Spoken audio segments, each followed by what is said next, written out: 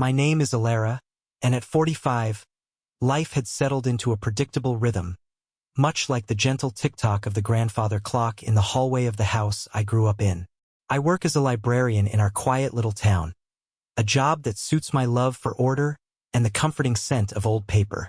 For years, I'd been the reliable anchor for my family, a role that solidified after my father, Alaric, passed away 5 years ago. He left me a modest inheritance, not enough to make me rich, but a comforting cushion that I'd meticulously managed, investing wisely and always keeping an eye on the future. My mother, Winifred, is a different sort altogether. Now in her late 60s, she's got a spirit as bright and sometimes as unpredictable as a firefly. She's always been the life of the party, full of laughter and a certain charming impulsiveness. After Dad died, she leaned on me a lot, and I was always there, offering a listening ear, a helping hand, and yes, sometimes a bit of financial support when her exuberance outpaced her resources. It was just the two of us now in the old Victorian house where I'd spent my childhood, a place filled with echoes of happy memories and the comforting presence of my father's spirit. The house always felt most alive during the holidays, especially Christmas. This past December, I found myself, as usual, untangling strings of fairy lights while Winifred hummed off-key carols, her cheeks flushed with the excitement of the season. We'd always made a big deal of Christmas, a tradition Dad cherished. This year felt a little different, though. Winifred had recently become quite enamored with a gentleman named Richard. He was a newcomer to town, a silver-haired charmer with a booming laugh and a penchant for telling slightly exaggerated stories. He'd swept Winifred off her feet, and while I was happy to see her find companionship again, something about Richard made the hairs on the back of my neck prickle. He seemed a little too smooth, a little too interested in Winifred's well-being, particularly the financial aspects of it. The house, our beloved family home, was filled with antiques and heirlooms, pieces that told the story of our family's history. Dad had a particular fondness for collecting, and over the years, the house had accumulated a comforting layer of cherished objects. Lately, though, I'd started to notice things going missing. It began subtly, a small silver picture frame from the mantelpiece, a delicate porcelain figurine from the china cabinet. When I'd ask Winifred about them, her explanations were vague, almost dismissive. "Oh, that old thing? Probably just misplaced it, dear." Or, "Maybe I lent it to Agnes for her book club." But Agnes hadn't mentioned anything, and the items never reappeared. I tried to brush it off, telling myself I was being paranoid, that grief was making me overly sensitive to changes in our familiar surroundings. But a nagging unease had begun to settle in the pit of my stomach, a quiet whisper of suspicion that I tried my best to ignore. The warmth of the Christmas lights couldn't quite chase away the growing chill of my apprehension. The unease lingered into the new year, a persistent hum beneath the surface of our daily routines. One chilly Tuesday afternoon, I needed to retrieve some old tax documents. Dad had always kept meticulous records, stored in a locked wooden desk in the dusty attic. Climbing the narrow stairs, the air grew colder and heavier with the scent of forgotten things. Sunlight streamed through a small, grimy window, illuminating swirling dust motes dancing in the stillness. I found the key to the desk tucked away in an old cigar box, just where Dad had always kept it. As I sifted through the folders, my fingers brushed against a stack of folded papers tucked away in a side compartment. They were pawn shop receipts. My heart gave a strange little flutter as I unfolded the first one. It was dated a few weeks before Christmas, and at the bottom, scrawled in a familiar hand, was Winifred's signature. The item listed was a gentleman's gold-plated wristwatch, engraved. My blood ran cold. That was Dad's watch, a cherished gift from his father. I unfolded another receipt, then another. A set of antique silver candlesticks, a delicate cameo brooch that had belonged to my grandmother, even a vintage fountain pen Dad used to sign all his important documents. All listed, all signed by Winifred. My hands started to tremble. A wave of nausea washed over me. How could she? These weren't just random trinkets. They were pieces of our family history, tangible links to my father and our past. As I descended the attic stairs, the receipts clutched tightly in my hand, The weight of them felt heavier than any physical object. Back in the warmth of the living room, I tried to appear normal, but my mind was racing. I started paying closer attention to Winifred's conversations, her casual mentions of Richard's new leather jacket, the weekend getaway they were planning to a cozy bed and breakfast in the mountains. She seemed to have a sudden influx of disposable income, a stark contrast to her usual careful spending habits. I tried to broach the subject gently one evening while we were having tea. "Mom," I began hesitantly, "I noticed some of Dad's things seem to be missing." Winifred's smile faltered. "Missing? Oh, you know how things get misplaced in this old house, Alara. Don't worry your pretty little head about it." Her tone was dismissive, and her eyes flickered away from mine. I pressed a little further. "Like Dad's watch. I haven't seen it lately." Her defensiveness flared. "Honestly, Alara, sometimes I think you're just looking for things to criticize. Richard and I deserve to enjoy ourselves a little. Your father wouldn't have wanted me to mope around forever." She even accused me of being jealous of her happiness, a barb that stung more than she probably intended. The final, heartbreaking confirmation came a few days later. I come home from the library early, feeling a bit under the weather. As I unlocked the front door, I could hear Winifred's voice, light and carefree, coming from the kitchen. But there was another voice too, a man's voice, Richard's unmistakable booming laughter echoing through the house. I paused in the hallway, intending to announce my arrival, but then I heard it. "Honestly, Richard," Winifred giggled, "Alara wouldn't know a valuable antique if it slapped her in the face. She just thinks it's all Dad's old junk." Richard's laughter boomed again. "Well, as long as it funds our little getaways, who cares what she thinks?" Winifred's voice lowered conspiratorially. "Exactly, and she's so busy being misresponsible, she barely notices what's going on.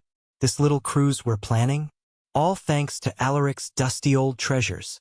The words hit me like a physical blow, stealing the air from my lungs. My father's memory, his cherished possessions, reduced to dusty old treasures to fund her frivolous trips with this man.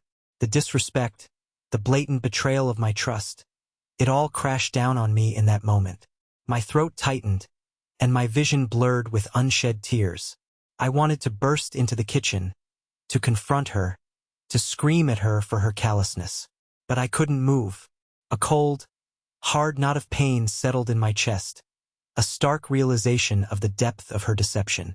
The woman I thought I knew, the woman who was supposed to cherish my father's memory as much as I did, was secretly selling off our past, laughing about it behind my back. The cozy familiarity of our home suddenly felt cold and alien, tainted by her deceit. The shock of Winifred's words, laced with Richard's arrogant laughter, resonated deep within me, a hollow echo in the quiet hallway. For a long moment, I simply stood there, frozen, the casual cruelty of their betrayal a physical weight pressing down on me. The image of my father, his gentle smile, his quiet pride in the things he had collected over the years, flashed through my mind. How could she treat his memory, our family history, with such blatant disregard? The anger began to simmer beneath the initial wave of hurt, a slow burn that promised to erupt. But instead of a dramatic confrontation, a shouting match filled with accusations and tears, a different kind of resolve began to solidify within me. I realized that confronting Winifred in that moment, while Richard was there, would likely lead to denial, manipulation, and more lies. I needed to take control to protect what was left of my father's legacy and, perhaps more importantly, to protect myself from further emotional and financial exploitation.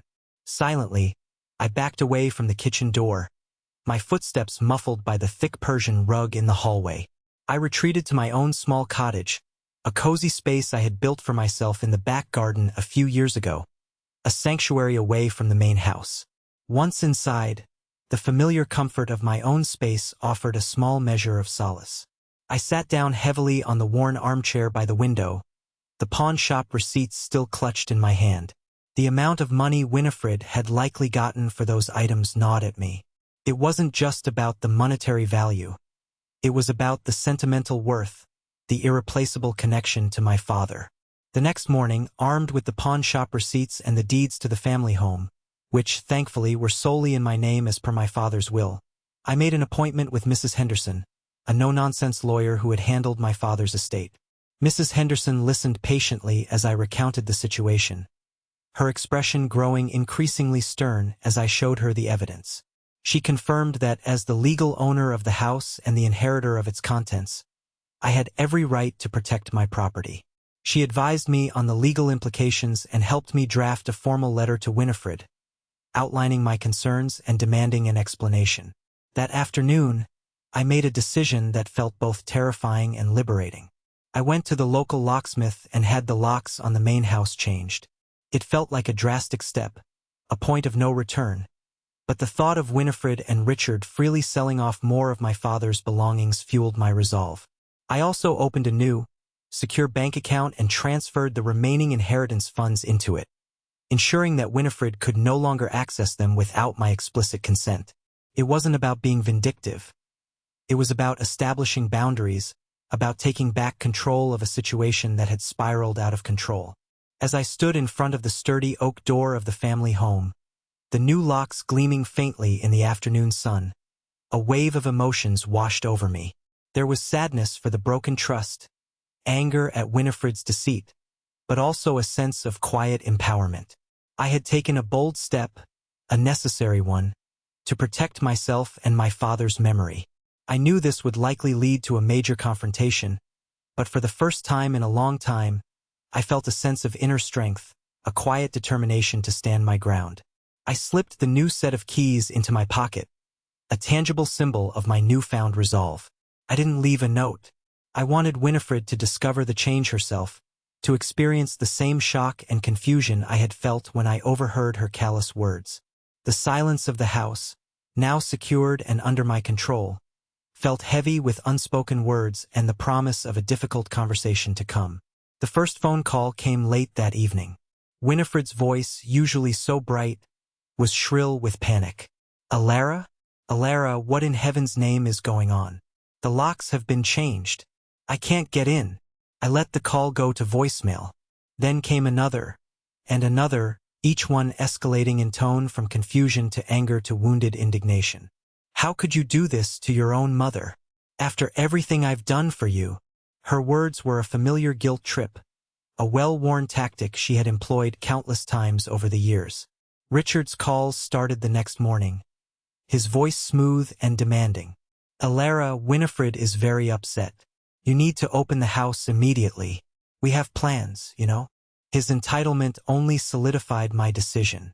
He had no right to that house, no right to my father's belongings. I continued to ignore their calls, the constant buzzing of my phone a stark reminder of the turmoil I had unleashed. The silence in my own cottage was a welcome contrast. Initially, a wave of guilt washed over me. Had I been too harsh? Was I overreacting? Winifred was my mother, after all. But then, the memory of her laughter, her dismissive words about my father's treasures, would resurface, hardening my resolve. I started to go through old photographs, pictures of Dad and me, of the three of us together, happy and whole. Each image served as a reminder of what I was protecting, of the love and respect Winifred had so carelessly disregarded. Loneliness also crept in. Our Sunday dinners at the big dining table, our shared evenings watching old movies, the comfortable rhythm of our life together, all of it felt irrevocably broken. But beneath the sadness, a new feeling began to emerge: empowerment. For the first time in years, I felt like I was truly standing up for myself, setting boundaries that Winifred had always seemed to ignore. I realized how much of my life had been dictated by her needs and expectations, how I had always prioritized her happiness over my own. This betrayal, as painful as it was, had forced me to confront the unhealthy dynamic of our relationship. I had always been the dependable one, the fixer, the one who put everyone else first. Now it was time to put myself first. The constant phone calls and voicemails eventually dwindled, replaced by an uneasy silence. I knew this was just the calm before the storm, but for the first time, I felt prepared to weather it. I had changed the locks, not just on the house, but on my own life, finally taking control of my own narrative. The uneasy silence stretched for a couple of weeks. Then, one crisp spring morning, there was a gentle knock on the door of my cottage. I hesitated, peering through the peephole. It was Winifred. She looked smaller somehow, her usual vibrant energy subdued. Her eyes were red-rimmed, and she held a slightly crumpled bouquet of daffodils, Dad's favorite. I took a deep breath and opened the door. She didn't rush in or launch into accusations. Instead, she stood there, her gaze downcast. "Elara," she said softly, her voice thick with unshed tears. Can we talk?"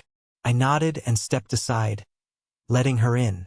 We sat in the quiet of my small living room, the silence heavy with unspoken words. Winifred finally looked up at me, her eyes pleading. I know I messed up, dear. I was foolish. Richard, he made me feel young again.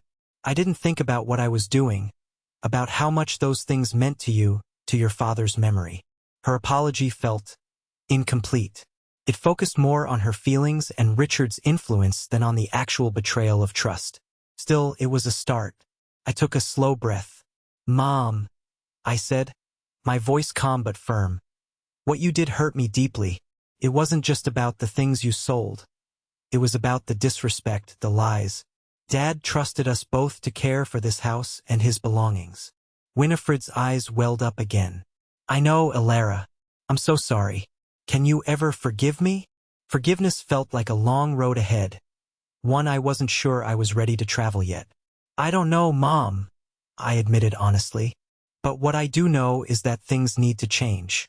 Richard is not welcome here, not in my cottage, and not in the main house. And the house? It's mine now, legally. I'm going to take care of it, preserve Dad's memory in my own way." Winifred nodded slowly, a flicker of her old defiance momentarily surfacing before being replaced by a look of resignation. Over the next few months, we navigated a fragile new normal. Winifred started coming over for tea occasionally, just the two of us. We talked about old times, about Dad, carefully avoiding the subject of Richard and the missing heirlooms. She never fully acknowledged the depth of her betrayal, but she did seem to understand that things had fundamentally shifted between us. I used some of the remaining inheritance money to make necessary repairs to the house, carefully choosing items that reminded me of Dad, creating my own version of home, filled with my own memories. Life settled into a different rhythm now. The weight of constantly worrying about Winifred's impulsive decisions had lifted. I felt a sense of peace I hadn't experienced in years, a quiet confidence in my ability to handle whatever came my way. I learned a valuable lesson through all of this. Sometimes the hardest decisions are the ones that finally set you free. Protecting yourself and your boundaries isn't selfish. It's necessary for your own emotional well-being and peace of mind. Letting go of unhealthy patterns, even with family, can be the bravest and most empowering choice you can make. Thank you so much for listening to my story. If you've ever had to make a difficult decision to protect yourself or your loved ones, please share your experiences in the comments below. Don't forget to like this video and subscribe to my channel for more stories just like this one.